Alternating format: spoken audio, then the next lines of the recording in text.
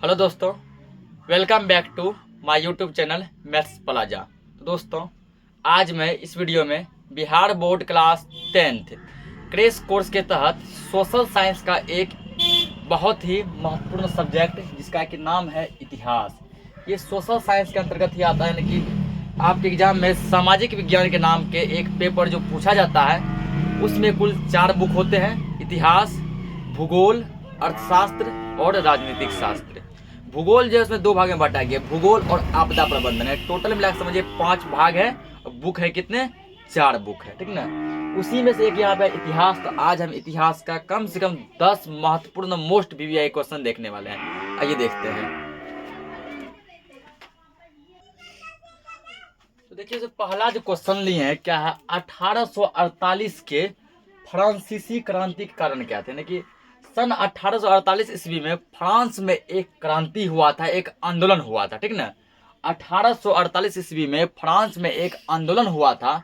उस आंदोलन के क्या क्या कारण थे, आखिर वह आंदोलन क्यों हुआ था, क्या रीजन था, यही आपके एग्जाम में पूछा जाता है, ठीक ना। और ये पूछा हुआ क्वेश्चन है और वीवीआई क्वेश्चन है। इस टाइप का क्वेश्चन आपके एग्जाम में 2 नंबर में पूछेगा। लिखेंगे यहाँ पे 1848 के फ्रांसीसी क्रांति के 1848 के फ्रांसीसी क्रांति के निम्नलिखित कारण थे। निम्नलिखित मतलब नीचे लिखा हुआ, ठीक ना। क्रांति के निम्नलिखित कारण थे, निम्नलिखित कारण थे।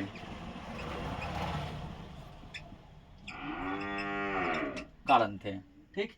अब पहला लिखेंगे, पहला क्या कारण था ना, निम्नलिखित यानी कि नीचे लिखा हुआ है, ठीक। तो जैसे पहला था मध्यम वर्ग का शासन पर प्रभाव। समझते हैं ये क्या है। पहला कारण था मध्यम वर्ग का शासन पर प्रभाव। अब देखो, रूस में जो आदमी सब था उसको 3 वर्गों में बांटा गया था। कितने वर्गों में बांटा गया था?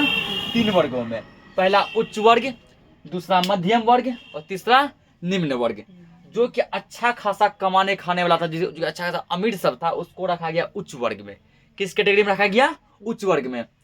जो कि उससे कम कमाने खाने वाला था, मतलब आज कमाया तो 2-3 दिन खा लेता था, फिर कमाया फिर 2-3 दिन खा लेता था, उसको रखा गया मध्यम वर्ग में, ठीक। और जो बिल्कुल गरीब था, ठीक ना, एक दिन नहीं कमाएगा तो भूखे रहेगा। सुबह खाता था तो शाम के लिए सोचता था, और शाम खाता था तो सुबह के लिए सोचता था। ऐसे आदमी को रखा गया निम्न वर्ग में।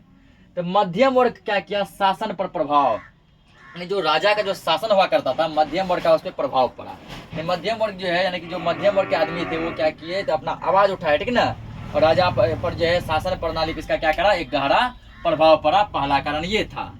तो दूसरा कारण इसका है राजनीतिक दलों में संगठन का अभाव।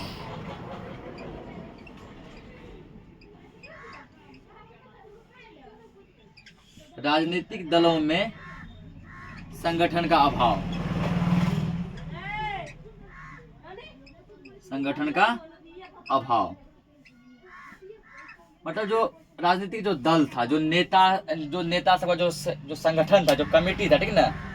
तो जो नेता सब थे उसमें आपस कोई भी मेल मिलाप नहीं था। सब आपस में क्या करते थे? एक दूसरे से लड़ते रहते थे, मारकाट करते रहते थे। वही दिया राजनीतिक दलों में संगठन का अभाव, ठीक है। जो नेता, जो लीडर सब थे ना, किसी भी 2 लीडर में, नेता में कोई मेल मिलाप नहीं था। सभी एक दूसरे से क्या करते थे?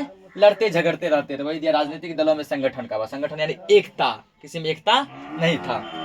और तीसरा दिया है समाजवाद का प्रसार।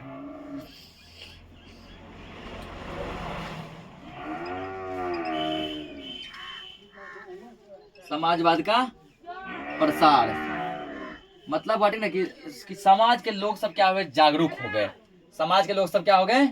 जागरूक हो गए। जागरूक होकर उसको अब सही गलत का एहसास होने लगा कि हमारे लिए क्या सही है, क्या गलत है। राजा महाराजा जो कर रहे हैं वो सही कर रहे हैं कि गलत कर रहे हैं। नेता सब जो हमारे लिए कर रहा है वो सही कर रहा है कि गलत कर रहा है। और वो लोग जागरूक हो गए, पूरा समाज का हर एक आदमी जागरूक हो गया। इसी कर समाजवाद का प्रसार पूरा समाज में प्रसार हो गया। अगर लुई फिलिप नीति की असफलता,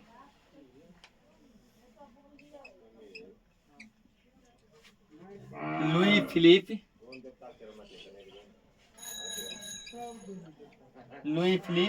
नीति की असफलता, नीति की असफलता।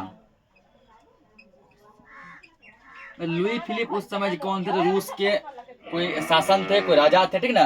तो वो क्या हुआ, जो नियम जो बनाया था ना, वो नियम उसका नहीं चला, वो नियम उसका फेल हो गया और सफल हो गया। ठीक, इसको नोट करो, अगला क्वेश्चन देखते हैं।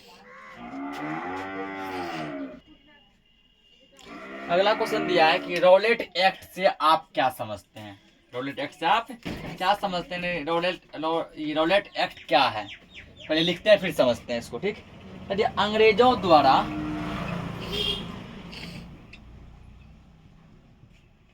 अंग्रेजों द्वारा 1919 ईस्वी में, ये ऑब्जेक्टिव में पूछ सकता है कि रॉलेट एक्ट कब पारित हुआ था, तो बोलना है 1919 ईस्वी में। कब पारित हुआ था, 1919 ईस्वी में। अंग्रेजों द्वारा 1919 ईस्वी में पारित किया गया एक ऐसा कानून, पारित किया गया एक ऐसा कानून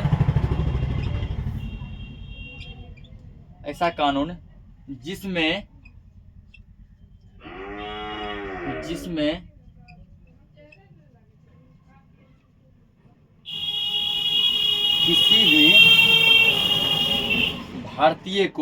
किसी भी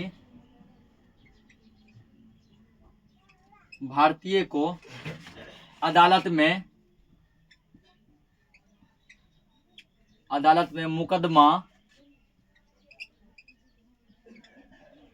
मुकदमा चलाए बिना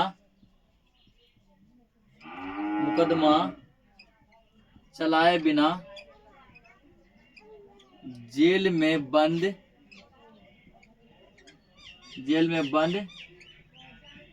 किया जा सकता था,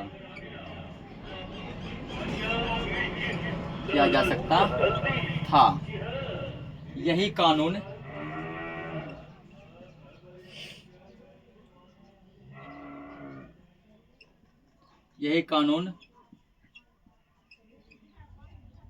रॉलेट एक्ट के नाम से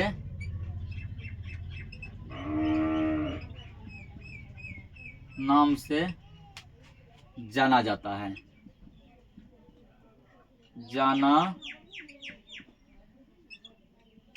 है। समझो इसको। क्या रॉलेट एक्ट से आप क्या समझते हैं, यानी रॉलेट एक्ट क्या है। सबसे पहले तो ऑब्जेक्टिव में पूछेगा कि रॉलेट एक्ट किसके द्वारा लागू किया गया था, बोलना है अंग्रेजों के द्वारा।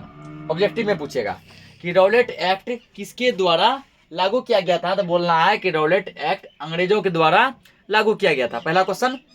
दूसरा ऑब्जेक्टिव में पूछ सकता है कि रॉलेट एक्ट कब लागू किया गया था, तो 1919 ईस्वी में। ठीक, या लागू नहीं बोल के पारित बोलेगा कि रॉलेट एक्ट कब पारित किया गया था, क्या बोलना है, 1919 ईस्वी में पारित किया गया था। ठीक, आप समझिए क्या है क्या। तो अंग्रेज क्या किए थे ना, तो हमारे भारत में जो पहले अंग्रेजों का शासन था, हमारा भारत जो है 15 अगस्त 1947 को अंग्रेजों के चंगुल से क्या हुआ, आजाद हुआ। ठीक, तो हम लोग पहले गुलाम थे, किसका गुलाम थे, अंग्रेज का, उससे आजाद हुए। तो जब हम लोग अंग्रेज के गुलाम थे, ठीक ना, आजादी से पहले 1919 ईस्वी में क्या किया, तो अंग्रेज एक कानून लागू किया। ठीक, उसमें ये कानून लागू किया कि किसी भी भारतीय को, हम भारतवासी को, ठीक ना, बिना कोई गलती का जेल में बंद कर सकता है, केवल संदेह के आधार पर।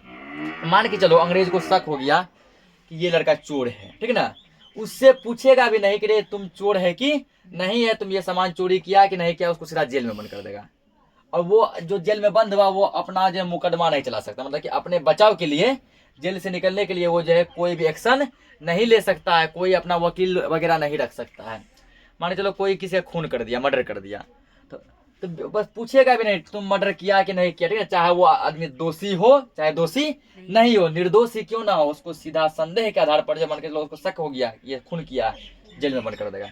अब बाद में उस आदमी को अपने बेगुनाही के लिए हम ये गलती नहीं किया है, इसके लिए उसको बोलने का भी कोई हक नहीं दिया गया, ठीक ना, बोलने का कोई हक नहीं दिया गया कि वो आदमी बोल के अपने आप का बचाव कर सके, बच सके कि ये हम नहीं काम किए हैं। यही कानून कहलाया रॉलेट एक्ट, यानी कि अंग्रेजों द्वारा 1919 ईस्वी में, ठीक है, 1919 ईस्वी में लगा दे यहाँ पे,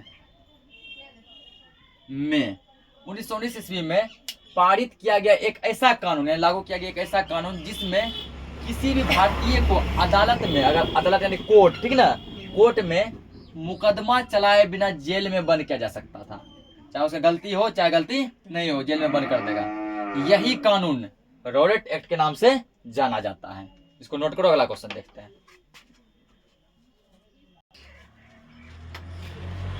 अगला क्वेश्चन दिया है 3 नंबर का। 18वीं शताब्दी में भारत के मुख्य उद्योग कौन कौन से थे, ठीक ना। 18वीं शताब्दी में भारत के मुख्य उद्योग कौन कौन से थे? तो 18वीं शताब्दी में भारत के मुख्य उद्योग थे, पहला भारतीय हस्तकला, मतलब हाथ से लिखने की कला, हाथ से लिखने की कला, ठीक है ना। भारतीय हस्तकला, हस्तकला, ठीक, यानी कि हाथ से लिखने की कला। और दूसरा था शिल्प उद्योग। दूसरा क्या था? शिल्प उद्योग, ठीक है ना। ये दो जो है ना बहुत ही उस टाइम के फेमस थे, मुख्य उद्योग थे। शिल्प उद्योग, भारतीय हस्तकला और शिल्प उद्योग, ठीक। तो अगला जो क्वेश्चन दिया गया है, ये क्वेश्चन थोड़ा इंपोर्टेंट लग रहा है, ठीक ना। क्वेश्चन है कि बोल्शेविक क्रांति के 2 तत्कालिक कारण बताइए, ठीक। तो कारण तो हम लोग बता ही देंगे, पहले बताते हैं, ठीक ना, कि बोल्शेविक क्रांति हुआ कब था। ऑब्जेक्टिव पूछेगा कि बोल्शेविक क्रांति कब हुआ था, तो याद रखना कि बोल्शेविक क्रांति 1917 ईस्वी में हुआ था। कब हुआ था? 1917 ईस्वी में। बोल्शेविक क्रांति कब हुआ था? 1917 ईस्वी में, ठीक। पूछेगा बोल्शेविक क्रांति कहाँ हुआ था, तो बोला रूस में। ऑब्जेक्टिव में से पूछ सकता है बोल्शेविक क्रांति कहाँ हुआ था? रूस में। और तीसरा ऑब्जेक्टिव पूछ सकता है कि बोल्शेविक क्रांति का दूसरा नाम क्या है।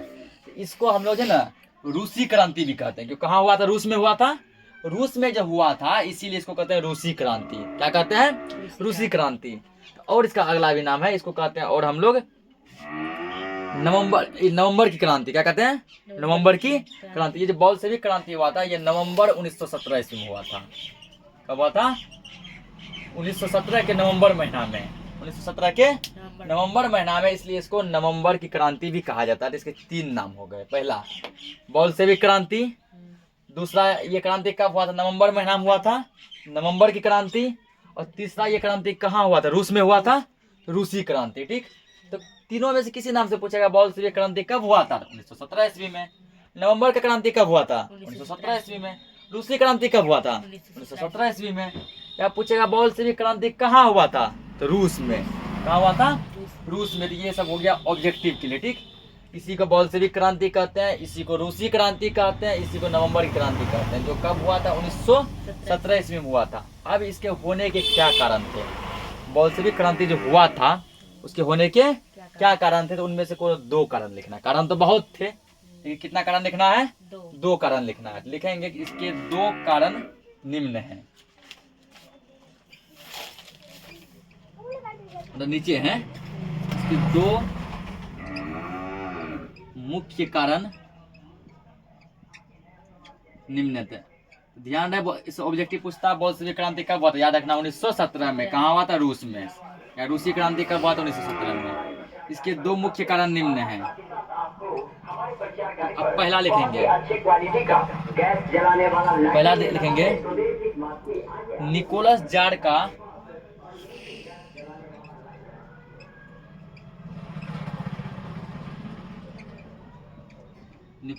पहले दोनों लिख लेते हैं फिर समझेंगे। निकोलस जार का पूर्णतः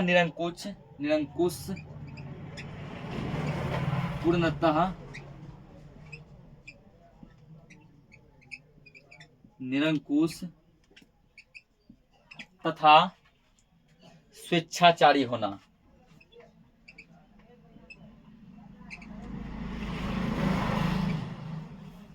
स्वेच्छाचारी होना। दूसरा जो कारण है वो है जार की साम्राज्यवादी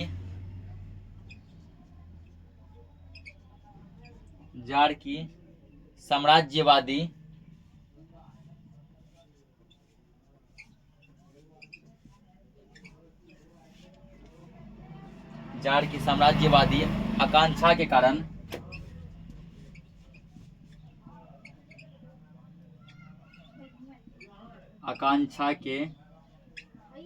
कारण रूस का प्रथम विश्व युद्ध में रूस का प्रथम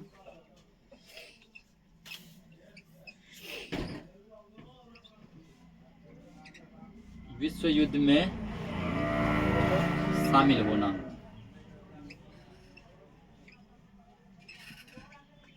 शामिल होना, इसको दो कारण देखो। तो यहाँ जार नाम का वर्ड आया है ना, तो ध्यान रखना कि हम लोग भारत में जिसको राजा कहते हैं, ठीक है ना, क्या कहते हैं, राजा, उसी को जो रूस में जार कहा जाता है, ठीक है ना। रूस में राजा क्या कहते हैं, जार कहते हैं, और रानी को कहते हैं जारीना। रानी क्या कहते हैं, जारीना, ठीक है। रूस में रानी को क्या बोलते हैं, जारीना, और राजा क्या बोलते हैं, जार बोलते हैं, ठीक। तो जिस समय ये क्रांति हुआ था, कब हुआ था, 1917 में, उस समय जो रूस के जो राजा जो थे, उसको जार बोलते हैं, ठीक। तो रूस के जो राजा जो थे, रूस के जो जार थे, उसका नाम था, उस समय जो रूस के जो राजा थे उसका नाम था निकोलस। क्या नाम था, निकोलस, ठीक ना। जब ये क्रांति हुआ था 1917 में, तभी रूस के जार कौन थे, निकोलस, जारिन राजा। तो निकोलस जार का पूर्णतः निरंकुश तथा स्वेच्छाचारी होना। ये पूरा समझो आंख में करवा तेल लेके, ठीक ना, कान में करवा तेल लेके सब सूद गया, पूरा निरंकुश हो गया, कोई काम नहीं करता था, ठीक ना, कोई भी जनता के लिए काम धंधा नहीं करता था। स्वेच्छाचारी मतलब अपने मन का करता था। उसके मंत्री, महामंत्री, जनता कुछ भी कहते थे, वो किसी का भी नहीं सुनता था, केवल अपने मन का करता था। स्वेच्छाचारी होना पहला ये कारण था। दूसरा है जार की साम्राज्यवादी आकांक्षा के कारण रूस का प्रथम विश्व युद्ध में शामिल होना। ये इतना ज्यादा आकांक्षा रखने लगे, ठीक है, इतना अपना मनमानी करने लगे कि रूस अंत में जाके पहला विश्व युद्ध में शामिल हुआ। रूस कहाँ जाके समझा, प्रथम विश्व युद्ध में शामिल हुआ, ठीक। यहाँ विश्व युद्ध का चर्चा आया तो वो भी समझ लो। तो तुमको पूछेगा, ठीक ना, कि प्रथम विश्व युद्ध कब हुआ था, प्रथम विश्व युद्ध कब हुआ था। ध्यान रखना, प्रथम विश्व युद्ध हुआ था 1914 ईस्वी में। कब हुआ था, 1914 ईस्वी में, ठीक ना। पूछेगा कितने सालों तक चला था प्रथम विश्व युद्ध, 4 साल तक चला था, 1914 से लेकर 1918 तक, 1914 से लेकर 1918 तक। उसके बाद अभी तक में दुनिया में 2 विश्व युद्ध हुआ, प्रथम और द्वितीय। पूछेगा द्वितीय विश्व युद्ध, इस ऑब्जेक्टिव के लिए बता रहे हैं बगल में, ठीक। द्वितीय विश्व युद्ध कब हुआ था, द्वितीय विश्व युद्ध हुआ था 1939 ईस्वी में, 1939 ईस्वी में। ये कितने साल चला था, 6 साल, 1939 से 1945 तक। तो पूछ सकता है कि प्रथम विश्व युद्ध कब हुआ था, 1914 ईस्वी में। द्वितीय विश्व युद्ध कब हुआ था, 1939 ईस्वी में, ठीक। प्रथम विश्व युद्ध, देखो 2 टाइप क्वेश्चन पूछता है। पहला पूछेगा प्रथम विश्व युद्ध कब हुआ था, 1914 ईस्वी में, ठीक। दूसरा पूछेगा कि प्रथम विश्व युद्ध कब से कब तक हुआ था, तो 1914 से लेकर 1918 तक, ठीक। द्वितीय विश्व युद्ध कब हुआ था, कब पूछेगा, 1939 ईस्वी में, ठीक ना। द्वितीय विश्व युद्ध कब से कब तक हुआ था, 1939 से लेकर 1945 तक हुआ था, ठीक। सब्जेक्टिव भी क्लियर और ऑब्जेक्टिव भी क्लियर। इसको नोट करो, अगला क्वेश्चन देखते हैं।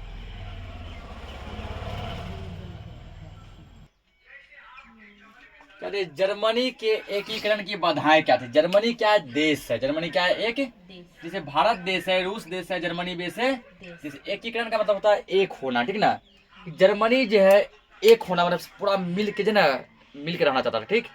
लेकिन उसमें कुछ बाधाएं थी, कुछ अड़चने थी, ठीक ना। वो अड़चने क्या थी, ऐसा क्या बाधा था, क्या अड़चन था कि जर्मनी एक जो है ना नहीं हो पा रहा था। वही जर्मनी के एकीकरण की बाधाएं क्या थी, यहाँ लिखेंगे जर्मनी के एकीकरण की बाधाएं, एकीकरण की बाधाएं बाधाएं निम्न थी या निम्नलिखित थी, ठीक ना। निम्न थी या निम्नलिखित थी। पहले सब पॉइंट लिख लेते हैं फिर समझेंगे। पहला दिया है जर्मनी लगभग 300 छोटे छोटे राज्यों में, जर्मनी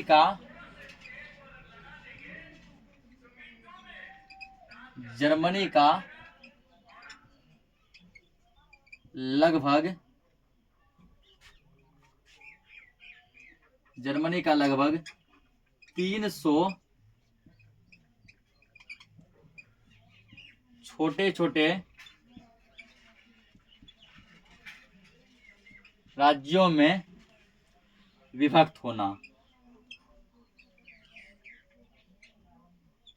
विभक्त होना, पहला पॉइंट ये है। दूसरा पॉइंट दिया गया है, 3-4 पॉइंट लिखेंगे इसमें। दूसरा पॉइंट है जर्मनी का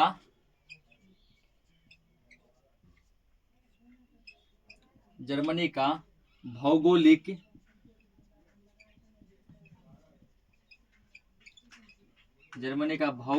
दृष्टिकोण से भी अलग होना।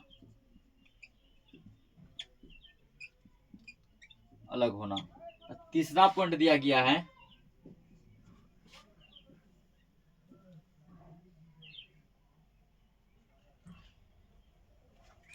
जर्मनी की समस्याओं में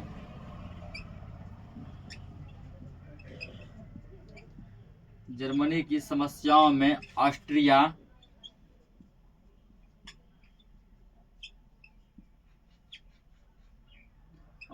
का हस्तक्षेप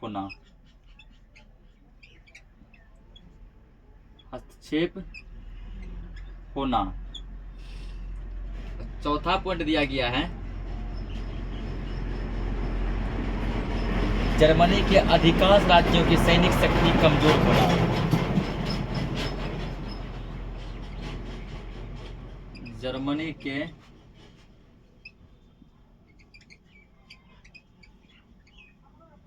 जर्मनी के अधिकांश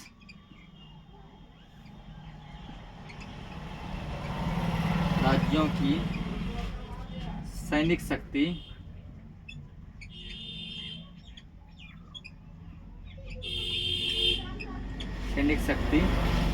कमजोर होना।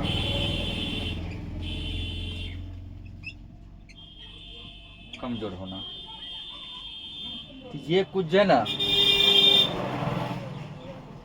4 पॉइंट थे, ठीक। अब चारों को समझते हैं। क्वेश्चन पहले हम लोग समझ चुके हैं जर्मनी के एकीकरण की बाधाएं क्या थी। मतलब जर्मनी जो है अलग अलग भागों में टूट चुका था, अब वो फिर से अब एक होना चाहता था, तो उसकी क्या बाधाएं थी, ठीक ना। देखो पहला पॉइंट, जर्मनी का लगभग 300 छोटे छोटे राज्यों में विभक्त होना। पहला बाधा ये था कि जर्मनी जो है 300 भागों में टूट चुका था। कितने भागों में टूट चुका था? 300 भागों में। जर्मनी एक बड़ा देश है, ठीक ना, जो कि 300 छोटे छोटे राज्यों में क्या हुआ था? टूट चुका था। विभक्त मतलब हुआ अलग होना, टूटना, ठीक। जर्मनी का भौगोलिक दृष्टिकोण से भी अलग होना। जर्मनी भौगोलिक दृष्टिकोण से भी क्या था? अलग था, ठीक। तीसरा पॉइंट, जर्मनी की समस्याओं में ऑस्ट्रिया का हस्तक्षेप होना। ऑस्ट्रिया क्या एक देश है? ऑस्ट्रिया क्या एक देश है? जब जर्मनी एक होना चाहता था, जब जर्मनी का ये 300 टूटा टूटा राज्य आपस में मिलना चाहता था, ठीक ना, जर्मनी जो 300 भागों में टूटा हुआ था, 300 भागों में जो अलग था, वो 300 भाग आपस में मिल के एक होना चाहता था, ठीक ना। तो ये बात ऑस्ट्रिया को बर्दाश्त नहीं हुआ। ये बात ऑस्ट्रिया को बर्दाश्त नहीं हुआ और वो क्या करने लगा? हस्तक्षेप करने लगा, मतलब इसको रोकने के लिए पूरा प्रयास करने लगा। तीसरा कारण ये था। तो जर्मनी के अधिकांश राज्यों की सैनिक शक्ति कमजोर होना। ये छोटे छोटे जो राज्य थे, ठीक ना, इसमें जो सेना सब थे वो सब पूरा इतना युद्ध किए, ठीक ना, वो थक चुके थे। क्या हुए थे? थक चुके थे। और सैनिक शक्ति यानी कि थक चुके थे, उसकी शक्ति जो है, पावर जो है, कमजोर हो चुका था। इसको नोट करो, अगला क्वेश्चन देखते हैं।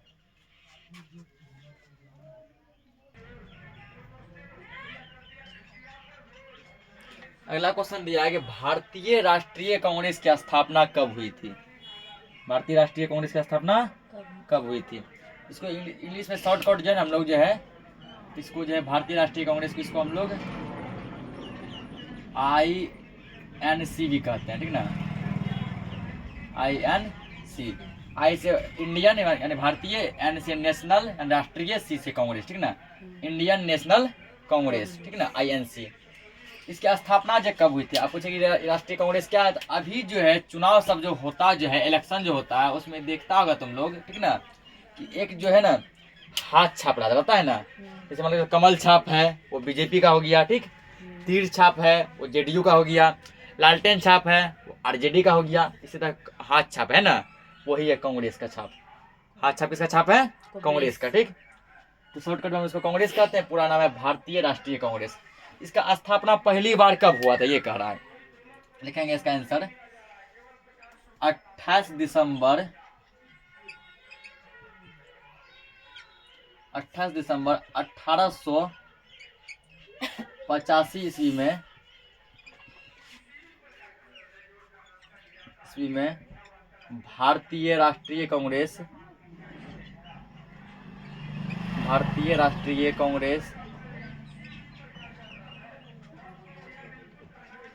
यहाँ इन्हें लगेगा, भारतीय राष्ट्रीय कांग्रेस होगा 28 दिसंबर 1885 ईस्वी में भारतीय राष्ट्रीय कांग्रेस की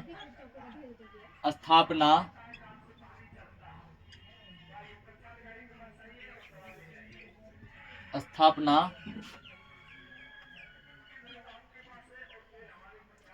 बंबई में हुई थी।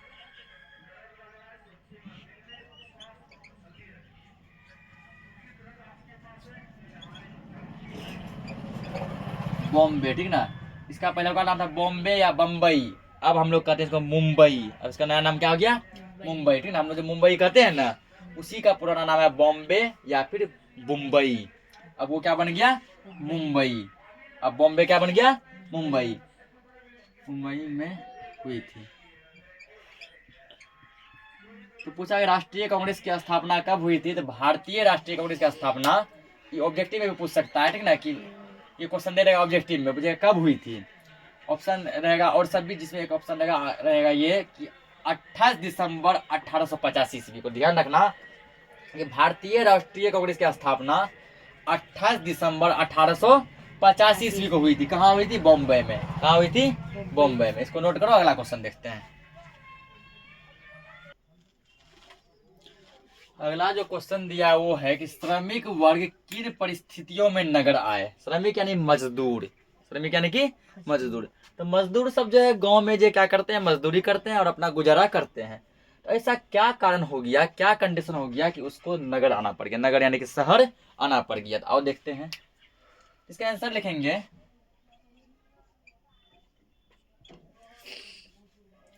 कि शहरों में फैक्ट्री प्रणाली की स्थापना के कारण, नगर को शहर भी कहते हैं, ठीक ना, यहाँ शहर भी दे सकता है, ठीक। श्रमिक वर्ग किन परिस्थितियों में शहर आए।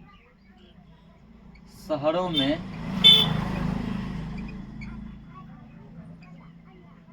फैक्ट्री प्रणाली की स्थापना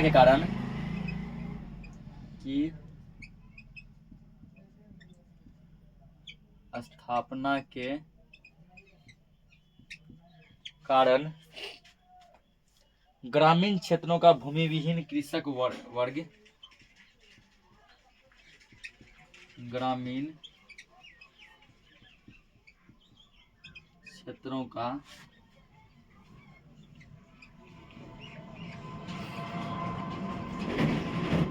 भूमि विहीन कृषक वर्ग रोजगार की तलाश में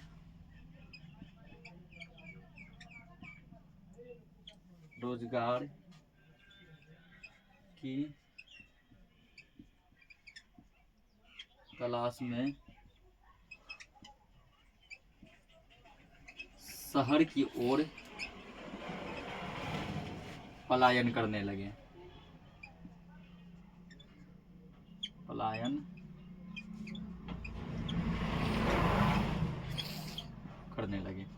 तो क्वेश्चन क्या था कि श्रमिक वर्ग किन परिस्थितियों में नगर आए।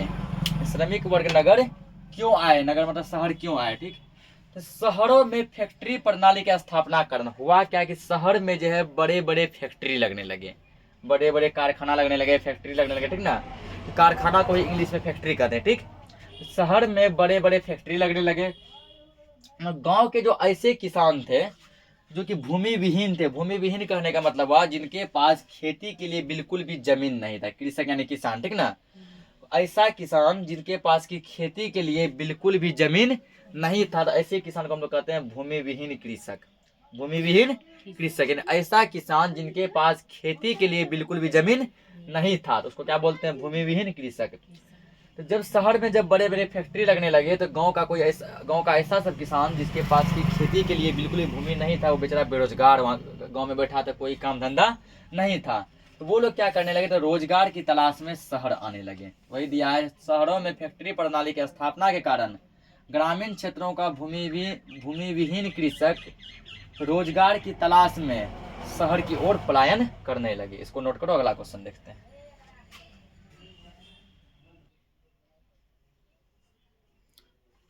अगला क्वेश्चन दिया है, क्रांति से पूर्व रूसी किसानों की स्थिति कैसी थी। कहने का मतलब हुआ कि रूस में जब क्रांति हुआ था, उस क्रांति से पहले रूस के किसान का क्या कंडीशन था। रूस में जो क्रांति हुआ, उस क्रांति से पहले रूस के किसान का क्या कंडीशन था, वो किस स्थिति में थे, किस परिस्थिति में थे, उनके बारे में बताना है। लिखेंगे हम लोग उत्तर में कि क्रांति से पूर्व रूसी किसानों की स्थिति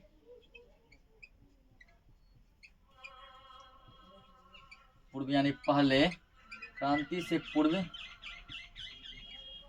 रूसी किसानों की स्थिति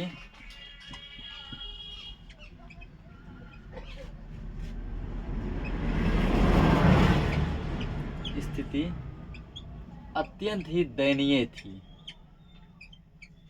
अत्यंत ही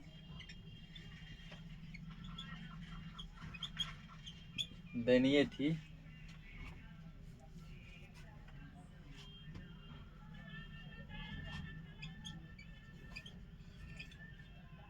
उनके खेत बहुत छोटे छोटे थे,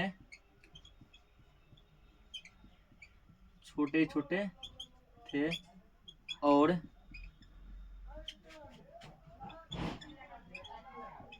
उनके पास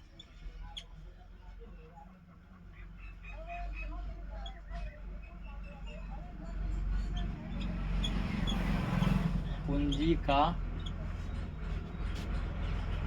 अभाव था, उनके पास पूंजी का अभाव था। वे करों के बोझ तले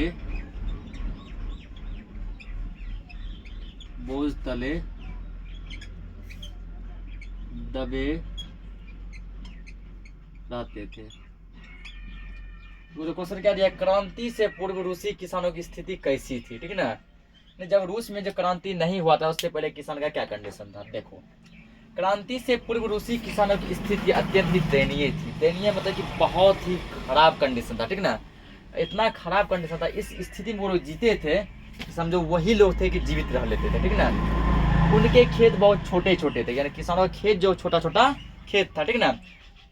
10 धुर 20 धुर 1 कट्ठा 2 कट्ठा ऐसे ऐसे छोटे छोटे खेत थे, और उनके पास पूंजी का भी अभाव था। उनके पास पूंजी का क्या था, अभाव। अब खेत में जो फसल जो लगाएगा, फसल लगाने के लिए पैसे ही नहीं थे, फसल लगाने के पैसे नहीं थे, जिसके कारण वे क्या करते थे, दूसरों से कर्जा लेते थे, ठीक ना।